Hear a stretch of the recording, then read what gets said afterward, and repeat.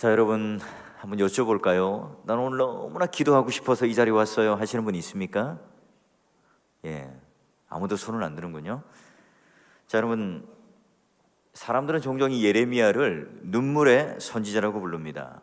왜일까요? 한편으로는 그 예루살렘의 그 세력가들 앞에서 하나님의 그 대언, 그 말씀을 하는데 혹독한 메시지를 해요. 뼈아픈 메시지를 하다 보니까 그들로부터 미움을 받고 핍박을 받다 보니까 너무나 슬프죠. 눈물을 흘릴 수밖에 없습니다. 또 한편으로는 본인이 전하는 이 메시지가 정확하게 바벨론의 칼날에 의해서 그 군인들의 그 군합발에 짓밟히는 그걸 직접 눈으로 목격하는 선지자가 되기에 가슴 아파서 눈물을 흘리게 됩니다.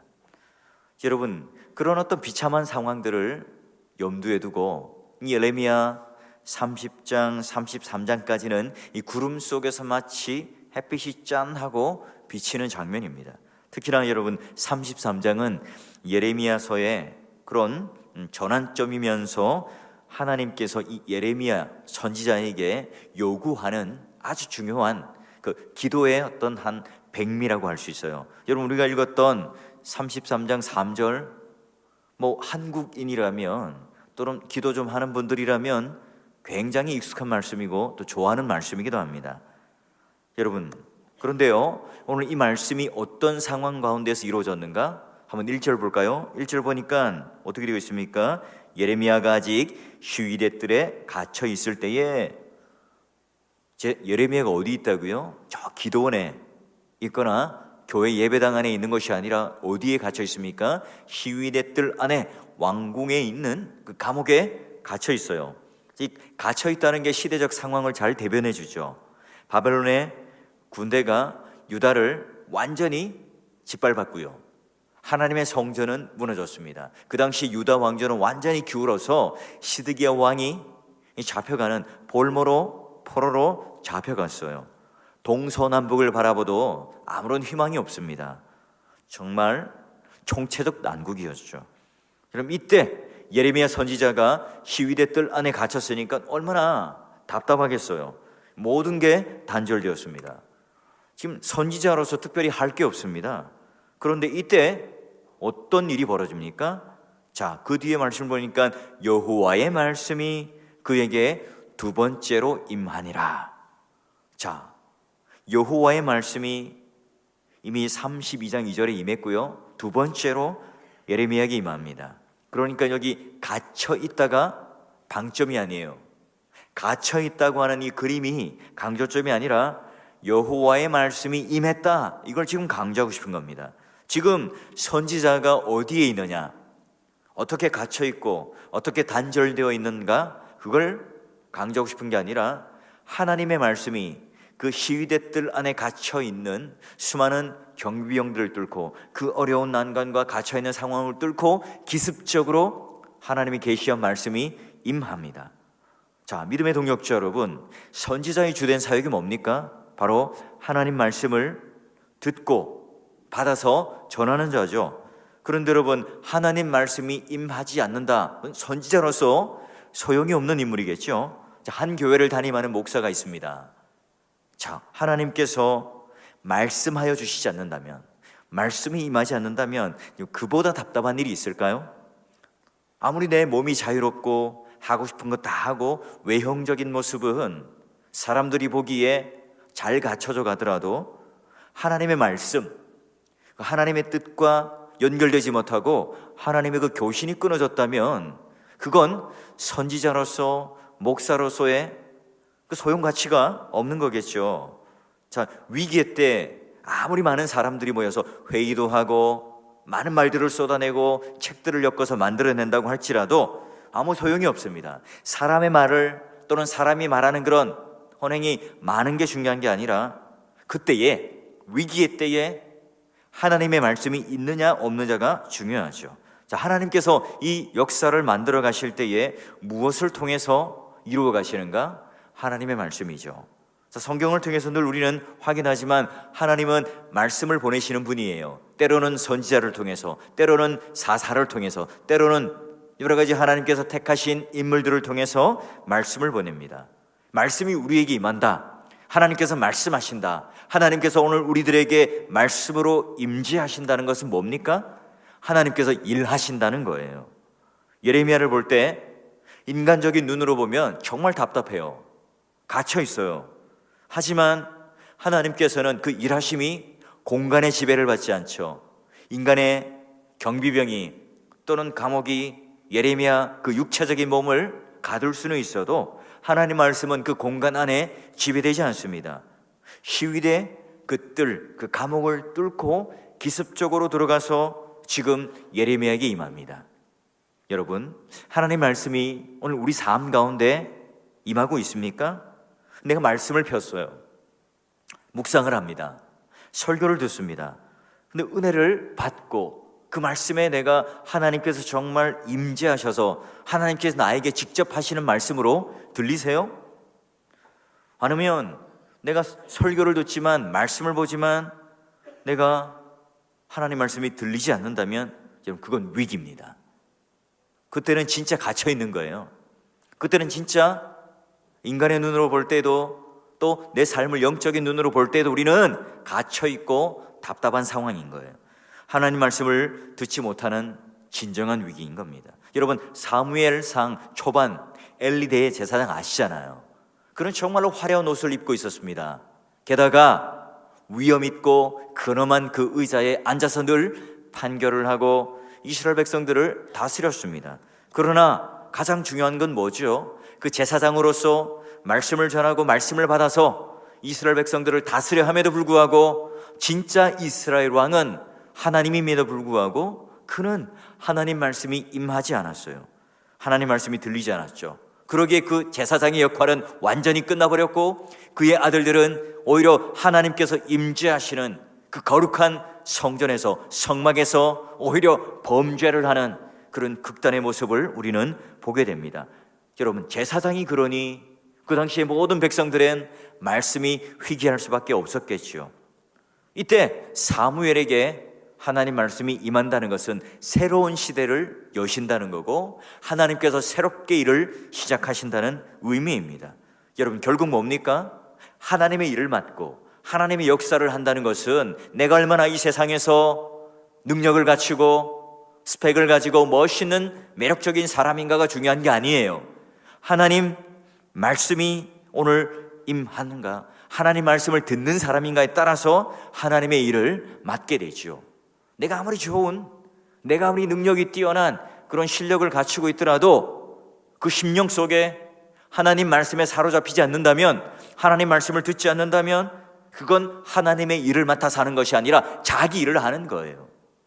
결국 마찬가지죠. 아무리 훌륭한 설교자라도 얼마나 내가 설교를 잘하는가, 얼마나 사람들에게 은혜를 끼치고 정서적인 설득과 감동을 일으켜내었는가, 그게 중요한 게 아니라 얼마나 하나님 말씀대로 옳은 뜻대로 전했는가, 그게 중요한 거예요. 하나님 음성을 선명하게 들을 수 있는 곳, 여러분, 오히려 그곳이 감옥이든 광야든 오히려 사람과 단절되니 더 선명하게 들릴 수 있는 조건 아닙니까? 그러게 여러분, 에레미야가 갇혀있다는 상황, 그가 사람들로부터 격리되어 있다는 이 상황, 그게 오늘 하나님을 만나지 못하는 조건이 아닌 거예요. 오히려 하나님 말씀을 더 선명하게 들을 수 있고 내 영혼에 깨달아지는 하나님의 말씀을 더욱더 풍성하게 누리고 있으니 그는 육신의 몸은 갇혀있지만 오히려 그 영혼은 하나님 말씀이 임함으로 말미암아 자유함을 누리고 있어요. 여러분, 오늘 하나님께서 우리를 이 인생 가운데 마치 묶어두고 거절당하고 환경 속에 우리가 힘든 상황 속에 묶여있는 것 같고 마치 그 침대 한 칸에 누워서 수술을 받고 병원에 입원하고 있으면 우리 삶이 다 끝난 것처럼 절망적인 생각에 휩싸일 때가 있습니다. 그렇지 않죠. 여러분, 하나님께서 일하시지 않는다는 것은 그렇게 우리의 몸이 묶이는 것을 말하는 게 아니라 하나님께서 침묵하실 때 하나님 일하시는 게 아니에요. 아무리 담임 목사가 일을 많이 벌리고 세상 사람들로부터 이름이 알려지고 또 수많은 사람들이 교회에 몰려오고 재정적인 부분들이 늘어나도 그 제사장, 선지자로서의 하나님 말씀을 듣지 못한다면, 하나님 말씀이 들리지 않는다면, 하나님께서 침묵하신다면, 오늘 내가 하나님의 뜻대로 이 교회가 옳은 방향으로 가지 않는다면 하나님이 일하시는 것이 아니라 인간이 일하는 거예요. 그러니 여러분, 이 시대가 가장 암흑한 어두움의 시대가 될 수 있다 하는 것은 결국 하나님이 침묵하시는 거고, 하나님이 말씀하시지 않을 때 그 시대는 어두운 겁니다. 믿음의 동역자 여러분, 내 삶이 얼마나 힘든지, 내 삶이 얼마나 꼬여있고 얼마나 답답하고, 마치 예레미야가 복음을 전하다가 그 시위대 뜰 안에 갇혀서 그 억울한 상황 가운데 있을지라도 오늘 하나님 말씀이 들리면 역사가 일어나는 거예요. 우리는 어때요? 예레미야가 딴짓하다가 감옥 간 게 아니에요. 사기치고 폭력 저지르고 나쁜 짓 하다가 도박하다가 감옥에 간 게 아니라고요. 하나님께서 전하라는 그 말씀을 담대하게 전하다가 지금 잡혀가지고 매도 얻어맞고 갇혀있는 거예요. 억울하지 않습니까? 하나님 말하는 대로 했잖아요. 이게 뭡니까? 여러분, 따질 수 있죠. 여러분, 이때 세상적으로 아무리 잘 나가도 하나님 말씀이 들리지 않는다면 우리는 과연 어디로 가고 있는지 모르는 겁니다. 자, 이때 이 답답한 상황 가운데 갇혀있던 이 예레미야가 축 처진 어깨 가운데 감옥에 있을 때 하나님은 뭐라고 말씀하세요? 3절 이렇게 말씀하시는 겁니다. 너는 내게 부르짖으라. 내가 내게 응답하겠고 내가 알지 못하는 크고 은밀한 일을 내게 보이리라. 이걸 누가 요구합니까? 예레미야가 지금 깨달아서 하는 거예요? 하나님 말씀이 임하셔서 하나님께서 예레미야에게 요구하고 계신 거예요. 예레미야 멱살을 잡는지 아니면 등 뒷덜미를 잡는지는 모르겠지만 하나님께서 지금 침체에 있고 아무런 조치를 할 수 없다 절망에 있는 이 예레미야에게 말씀으로 임하셔서 그 영혼을 흔들어 깨우고 있습니다. 하나님께서 그 예레미야가 절대적인 환괴 상황에 빠져 있을 때에 부르짖어 선언하는 거예요. 여러분, 시편에도 나의 환난 날에 내가 주께 부르짖으니 주께서 내게 응답하시리로다. 여러분, 금요기도 때는 좀 묵상기도 하지 마시고요, 새벽 기도와는 좀 달리 좀 목청껏 부르짖으세요. 그래서 좀 집에 갈 때 좀 걸걸한 목소리로 가서 좀 그렇게 서로에게 은혜를 좀 끼치세요. 여러분, 오늘 이 부르짖으라고 요구하신 것은 이 암담한 상황 가운데 예레미야가 기도를 하지 않았던 모양이죠. 그냥 이렇게 입을 닫고 가만히 있었던 모양이에요. 여러분, 아무리 탁월해도요, 아무리 훌륭한 선지자라고 할지라도 이런 절망이 깊어지면 기도할 엄두를 못 내요. 그럴 때가 있잖아요. 우리도 너무나 내 삶이 곤고하고 내 가슴이 드라이해져서 메말라져 있고 내가 모든 것을 소진해서 탈진해서 번아웃이 되어 있을 때, 내가 소리조차 내지 못할 때 우리 참 그때 기도조차 하기 힘들 때가 있습니다. 이때 어떻게 해요? 하나님도 포기하시고 하나님도 뒷짐지시고 하나님도 아무것도 하시지 않는 게 아니라 하나님께서 지금 예레미야를 깨워서 요청을 하세요. 내게 부르짖으라. 그러니 하나님께서는 말씀을 주시고 일을 계획하실 때에 어떻게 해요? 먼저 등을 떠미는 게 아니에요. 말씀을 주신 다음에 우리 영혼에 기도를 일으키는 역사를 먼저 하시죠. 하나님께서 우리 마음에 하나님을 붙들고 기도하게끔, 그분이 누구인지를 깨닫게끔 첫 사역을 하나님께서는 하시는 거예요. 1907년 한국 땅에 평양 대부흥이 일어나기 전에 1903년 원산에서 기도의 모임들이 일어났고요, 이 아주사 미국에 있는 그런 여러 가지 부흥운동, 그 모든 전에도 하나님의 말씀과 그 기도가 불붙듯 일어났기 때문에 가능한 일이었죠. 여러분, 오늘 이 밤에 저는 그런 역사가 일어나길 바라요. 가장 무섭고 가장 절망적인 상태가 어떤 상태입니까? 말씀이 임하지 않는 거예요. 기도가 중단되고 있는 겁니다. 왜 중단됩니까? 여러분, 하나님 백성들에게 위기가 찾아왔죠. 바벨론, 아니 이미 아수르에게 북이스라엘이 패망하는 것을 보았습니다. 그럼에도 불구하고 유다는 깨닫지 못하고 여전히 교만하죠. 하나님을 거슬러 패역한 마음을 가지고 살아갑니다. 그러게 하나님 말씀을 의지하고 기도하는 그런 일조차도 완전히 중단되었습니다. 여러분, 선지자마저 기도의 끈을 내려놓아 버렸죠. 여러분, 절망이 깊어지니 기도조차 하지 않는 거예요. 여러분, 어때요? 여러분, 중직자가 되고 내가 하나님 앞에 교회 리더십이 되겠다, 여러분, 이런 기도의 자리에 최선을 다해서 나오고 예배의 자리에 내가 최선의 모습을 보이며 모범을 보이겠다, 여러분, 다 그런 마음을 가지고 하지 않았습니까? 여러분, 오늘 여기 지금 가장 최악은 말씀이 들리지 않고 또한 기도할 용기조차 없는 거예요. 이런 절망적인 상황이 되면 가장 최악의 단계가 뭡니까? 자기 암시를 걸어요. 에이, 뭐 기도해봐도 뭐 변한 게 있나? 기도하면 뭐해? 아무 다 소용없어? 가끔 신자들 중에도 그런 분들을 만납니다. 여러분, 우리가 이런 좌절과 절망의 시기에 기도조차 하지 않는 것, 이게 최악의 단계죠. 여러분, 가장 비극적인 게 뭐라고요? 하나님 말씀이 들리지 않고 기도를 아예 포기하는 것. 여러분, 오늘 우리의 삶이 어때요?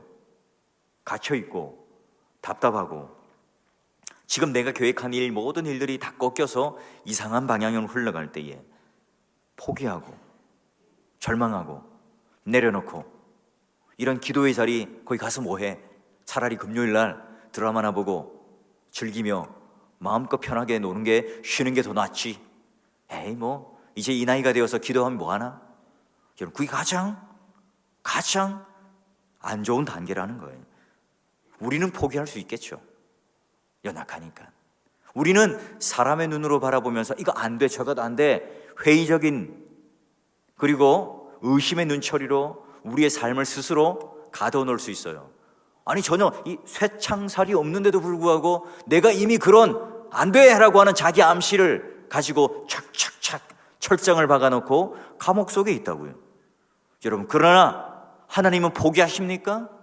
그러나 우리가 그런 절망 가운데 있을 때 하나님께서는 일하지 않습니까? 하나님은 여전히 침묵하시는 하나님입니까? 우리가 안 듣죠. 우리가 귀를 막고 안 듣습니다. 우리가 우리 스스로 자기 암시를 걸어서 안 하는 겁니다. 너 지금 시대들 안에 갇혀 있지만, 나라가 절망적인 상황이지만 포기하지 말고 다시 부르짖고 일어나라. 너희 영혼을 고쳐 세우고 너희 무릎과 너희 모든 연약한 이 모든 허리를 세워서 다시 한번 나에게 부르짖어라. 하나님께서는 예레미야에게 정신이 번쩍 들도록 요구하고 계십니다. 하나님께서 오늘 우리들에게 또는 이 예레미야에게 부르짖으라고 하는 요청은 뭡니까? 단순히 너 기도해, 너 부르짖어 하는 것이 아니에요. 너 지금 태도가 뭐 있다위냐? 꾸짖는 거죠. 너 지금 소극적인 자세, 부정적인 생각, 안 된다고 하는 자기 암시, 그 절망적인 상태, 포기하고 있는 그 상태, 너 이 좌절하지 말고 툴툴 털어서 일어나라. 하나님이 지금 예레미야에게 네가 지금 갇혀있는 것은 시대 뜰 안에 감옥 창살이 아니라 내 스스로 만들어 놓은 오늘 그 소극적인 태도와 절망적인 그 창살이야. 너 그거 완전히 깨부시고 해치고 일어나라. 어떻게 해요? 부르짖으라. 기도하라. 기도한다는 것은 결국 뭡니까? 적극적인 삶의 태도를 가지며 그분, 그 하나님을 붙드는 것을 말하죠. 마태복음 7장에 구하라, 찾으라, 두드리라. 뭐예요? 없는데 구할 수 있는 것. 주저하지 말고 구하고, 또한 너는 찾을 때까지 구하고, 또한 열릴 때까지 두드리라. 왜요? 그분이 누구이시기 때문에 그래요. 하나님이기 때문에 그렇죠. 여러분, 오늘 내가 만신창이가 되어서 기도할 수 없다고 생각할 때에 여러분, 억지로라도 이 자리에 나와서 하나님 살려주십시오. 이 부르짖는 사람은요, 하나님 은혜 아래에 있는 사람입니다. 내가 전혀 들리지 않는 그 상황 가운데 있을지라도 하나님 말씀을 듣고자 하나니 마음을 가지고 희미하게나마 그 하나님 말씀을 붙잡고 내가 부르짖고자 하는 그 사람은요, 하나님 은혜 아래에 있는 사람이고 회복되는 사람이고, 하나님께서 영원한 그 생명의 뜻이 무엇인지를, 그 창살의 감옥을 완전히 깨부시고 그 기도의 자리에 초청해 주시고 만나 주십니다. 여러분, 자기 의지가 강한 야곱, 비열한 야곱, 악착같이 자기 인생을 자기 지혜로, 자기 능력으로, 자기 꾀로 만들어 갔잖아요. 자기 재간, 자기 머리를 믿었으니 기도가 필요합니까? 하나님 필요 없죠. 하나님께서 그를 결국 야복강가까지 그 코너로 완전히 몰아가십니다. 여러분, 우리 인생의 신앙이라고 하는 것, 기도라고 하는 것은 속성의 그 코스가 없습니다. 뭐 어느 날 영험한 어떤 기도원에 가서 불 받고 뭔가 특별한 어떤 에너지를 받고 신비한 능력을 받는 것 아닙니다. 끊임없이 오늘 우리는 매일매일의 삶을 통해서 뭘 봅니까? 33장 3절 끝에 보니까 내가 알지 못하고 크고 은밀한 일을 내게 보이리라. 기도가 뭐라고요? 하나님 편에서 일하는 건데 우리가 알지 못하는 크고 은밀한 일을 내게 보이리라 하는 게 바로 기도라는 거예요. 하나님께서는 기도하라 하시고 나 몰라라 눈 감고 귀를 막고 계신 분이 아니라 기도에 관한 그 응답이 후하신 분이에요. 하나님은 이러하실 거야, 하나님은 이렇게 해주실 거야, 하나님은 이 정도 해주시겠지. 여러분, 그런 기대와 그런 이해와 우리의 상상을 완전히 뛰어넘는, 우리의 일반적인 그 패턴을 뛰어넘는 그분이 바로 누구라고요? 하나님이시라는 거예요. 네가 지금 알지 못하는, 네가 지금 크고 그 더 큰 그 은밀한 것들을, 네가 볼 수 없는 것들을 내가 보여주는 거야. 여러분, 믿음의 동력자 여러분 기도하실 때 이런 흥분이 있습니까? 이런 하나님 하실 일들에 대하여 기대감과 내 마음속에 솟는 그 진정한 기대감, 흥분이 있으신가요? 오늘 기도할 때, 부르짖을 때 그러한 영적인 세포가 살아나셔야 해요. 기도할 때 내 가슴이 통통 뛰는 그 기분, 그 놀라운 은혜가 여러분을 사로잡을 때, 야, 하나님은 뻔하신 분이 아니야, 내 예상 가능한 그런 일들을 하시는 분이 아니야, 야, 정말 하나님은 이런 분이야, 경탄하겠죠. 가나의 혼인잔치 잘 아시잖아요. 포도주가 떨어졌을 때에 물로 포도주로 변하게 하신 예수님, 마치 이 세상의 가장 멋진 소믈리에처럼 Made in Heaven, 천국표, 예수님께서 직접 빚으신 그 포도주를 가지고 먹이시는데요, 이 세상에서 맛보지 못한 가장 달콤하고 가장 짜릿하고 한 잔 딱 먹었을 때 내 영혼이 완전히 감전된 듯한, 내 혀가 완전히 마비되어서 이 세상에서는 맛볼 수 없는 그런 포도주, 또 아무리 마셔도 취하지 않는, 여러분, 오병이어의 사건, 출애굽을 건너는 그 사건, 바로와 이스라엘 백성의 그 상상을 뛰어넘는 하나님의 구원 역사, 여러분, 이게 바로 은밀한 일이고 네가 보지 못하는 그 일을 내가 보이리라. 그러니 여러분, 오늘 우리가 기도하는 것 이상의 하나님께서는 그 인생의 역사에 반전을 이뤄내는 그 재미를 느끼는 게 뭐라고요? 기도라는 겁니다. 근데 우리는 이 기도라고 하는 하나님의 은혜의 도구를 왜 자꾸 우리는 노동이고 의무로만 생각할까요? 여러분, 에스더서 하만이 모르드게를 죽이고 유다 백성들을 죽이기 위해서 장대를 달고 5만 꾀를 다 만들어내잖아요. 그러나 하나님께서는 하루아침에 완전히 뒤집어 버립니다. 오히려 그 장대에 하만이 달리죠. 모르드게가 높아지게 됩니다. 하나님은 인간이 도저히 흉내낼 수 없는 그 방법, 그 때를 가지고 모든 역사를 운행하시는 분이에요. 하나님은 온갖 묘수를 가지죠. 신묘막측한 일을 하시는 분이십니다. 세상 사람들이 말하는 것처럼 신의 한 수, 에이, 우리 하나님은 모든 것이 다 신의 수예요. 그러게 우리 할 일은 뭐예요? 하나님께서 어떤 일을 하시는가에 대한 경탄하는 일입니다. 예배가 바로 그런 거예요. 와, 하나님, 이런 은밀한 일을 하실 줄 몰랐습니다. 와, 하나님, 지난 한 주간 하나님에 대해서 몰랐던 그 하나님을 내가 이렇게 깨닫게 해주시니 감사합니다. 와, 하나님, 하나님이 그렇게 멋지신 분인 줄 제가 미처 몰랐습니다. 그걸 경탄하고 깨닫는 게 예배고 기도예요. 에이, 하나님, 내가 모태신앙이고요, 20년 30년 믿었는데요, 뭐 별거 변한 것도 없네요.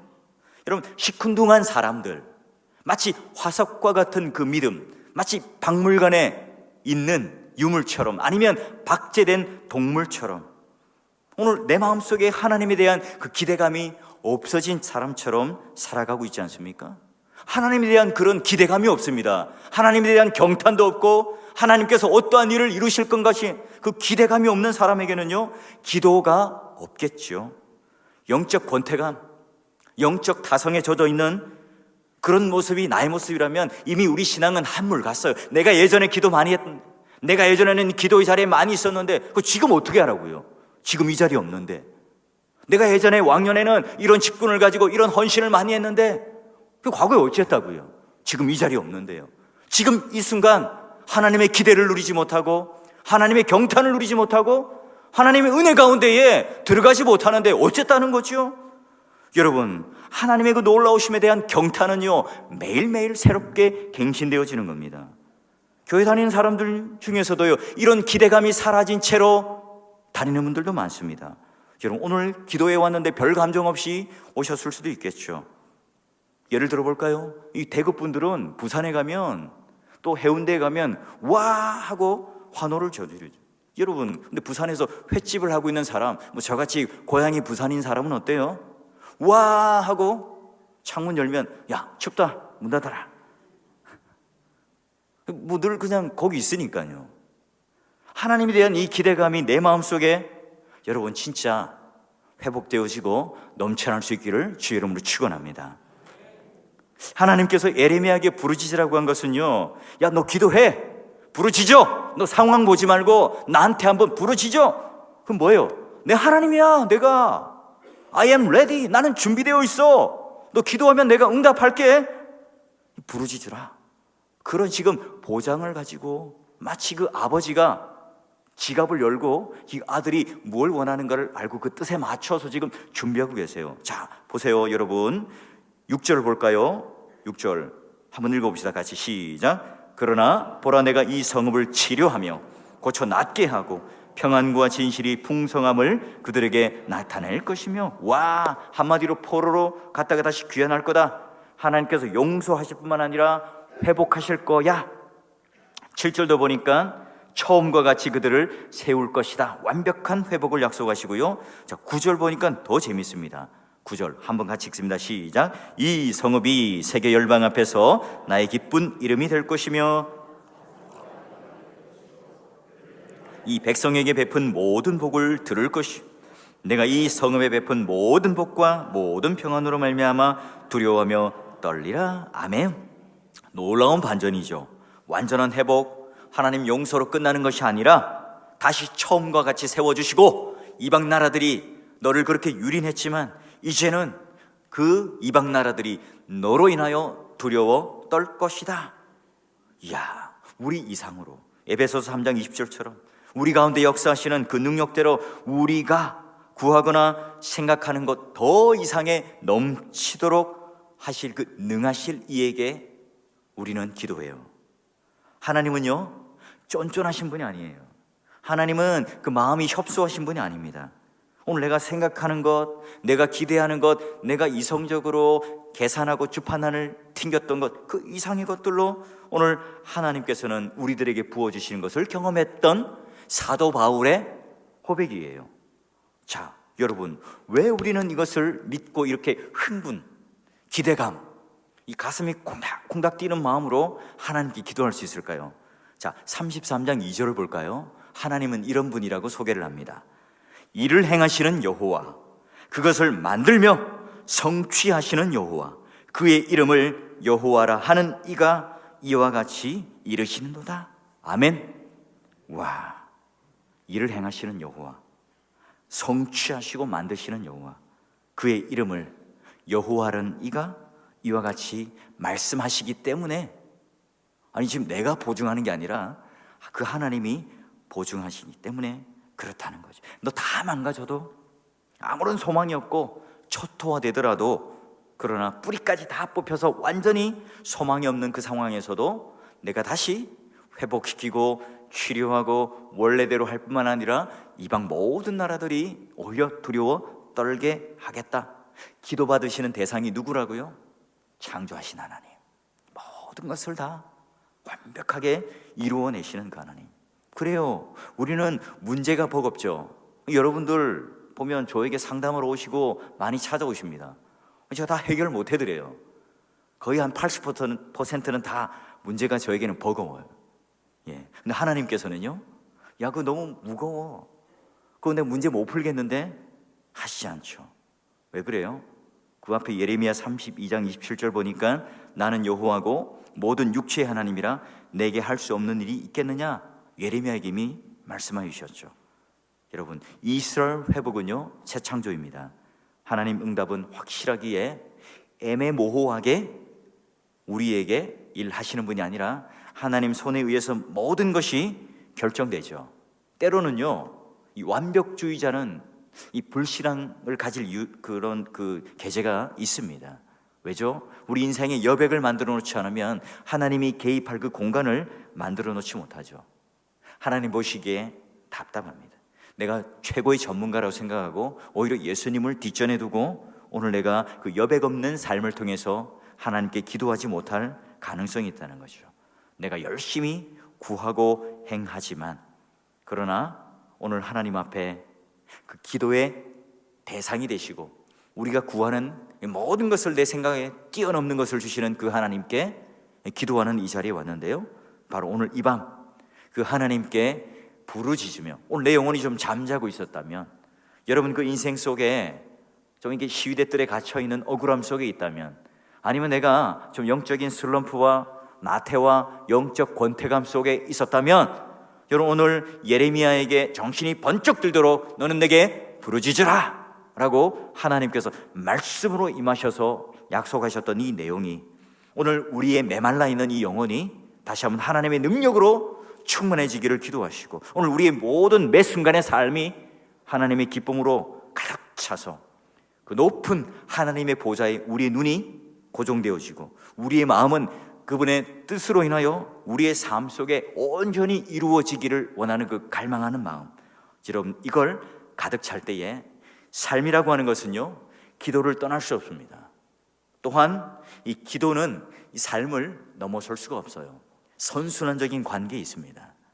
여러분 이 시간 부르짖으시고, 중요한 것은 우리의 열심, 우리의 완벽한 그런 일 중독이 아니라 오히려 여백을 만들어 놓고 그 하나님의 열심히 개입할 수 있도록 하나님께 이 모든 우리의 시선을 맞추고 기도하고 부르짖고 그분께 안기고 그분께 응석 부리고 그분께 오늘 나의 모든 어려운 점들을 진실되게 고백함으로 말미암아 그 하나님의 말씀이 나에게 폭포수같이 쏟아질 뿐만 아니라 다시 한번 식어졌던 기도의 그 은사가 나에게 불일 듯 일어나서 하나님과 연결된 그 은혜를 통해 다시 한번 오늘 이 기도의 시간이 여러분 생애의 가장 행복하고 즐겁고 가슴 뛰는 그런 놀라운 은혜의 시간 될 수 있기를 주의 이름으로 축원합니다.